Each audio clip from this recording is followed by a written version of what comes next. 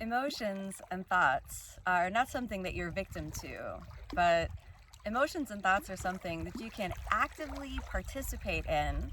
And once you wield the power of what emotions and thoughts really are, you can harness that to impact positive changes in your life and unlock stuck patterns that you may be repeating over and over again.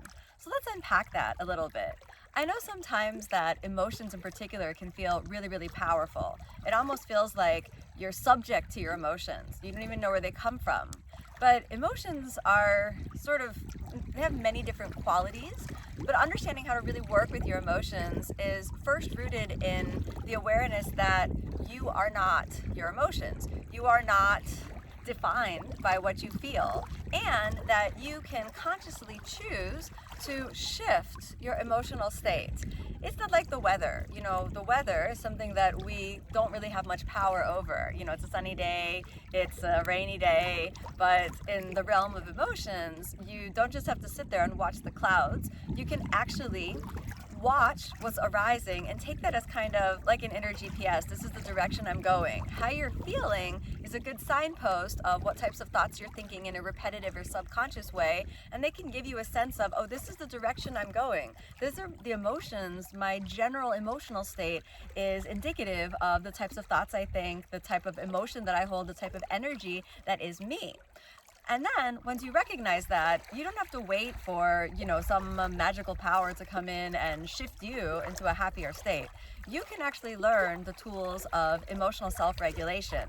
There are so many ways to work on your own emotional balance, but it all begins with understanding that you are not victim to your emotions. That when you notice, oh, the resting state of kind of my life is defined by anxiety, anger, irritation.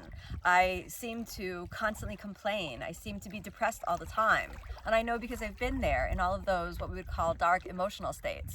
When you recognize that, this is like a GPS that's telling you you're headed in this type of direction. Now, if you like that and you want to keep going in that direction, then go. But almost everybody that I know and almost every being that I've ever met in some way wants to be really happy. Like we want to be happy. We want to smile and enjoy life. We want to look up at the sun and let the sun into our hearts. We want to find that joy. So if you notice that you're moving away from the direction of joy and happiness, what can you do? There's so many people that feel lost and feel overwhelmed by the sheer magnitude of emotions. Intense highs. When happiness is present, it's so good, so you want to hold on to it. And then when that happiness goes away, it's so devastating.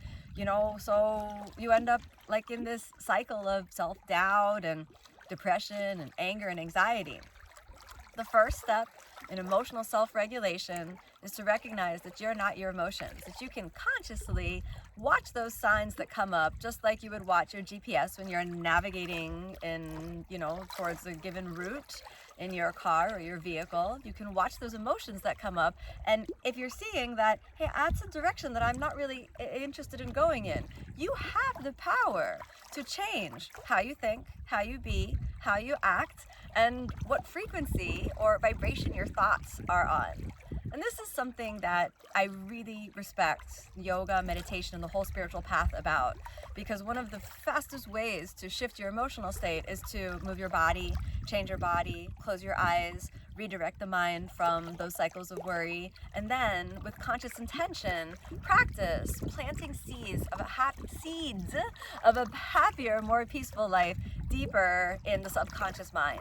There are a lot of people that work with affirmations and do this on a conscious level, and it reaches only the superficial level of the mind. But if you want real, true emotional self-regulation, you will have to learn how to dive down into the subconscious mind, into the thoughts that you're thinking when you're not aware that you're thinking. Only then will you really be able to understand who you are as a whole being, conscious and subconscious mind, and only then will you be able to really shift that train of thought that's been going in one direction towards another direction. It's a slow, steady perseverance. And I know it feels like many people talk about, a sudden shift of perception or like a snap and a miracle shifts and these sort of things happen. And I do believe that we reach these pivotal moments and there's kind of an epiphany. But don't think that all those moments that you spend working in the doldrums of your emotions are just wasted. Don't be mad at yourself in those moments. Instead, recognize that that's actually work. You're working on yourself then. And that work is going to pay off in what feels like a sudden shift of perception, a sudden shift of your emotional state. And when that happens, remember that there's always a deeper level of compassion, whether that's towards yourself. There's always kind of more joy, more happiness. It's limitless that's out there. You can tap into it. As long as you learn to read the emotions and thoughts for what they are, not as a defining feature of your being, but as wonderful tools that you can use to craft the experience of life. And that's the magic of the spiritual path. Whether you're a yoga practitioner, a meditator, or you're just really interested in working with elevating your consciousness, working with the emotions is the way to tap into the raw power of the subconscious mind.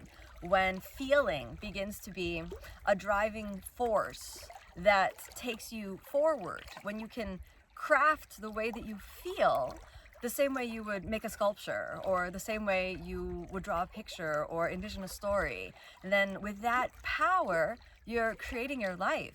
And what better masterpiece is there than a happier, more peaceful life?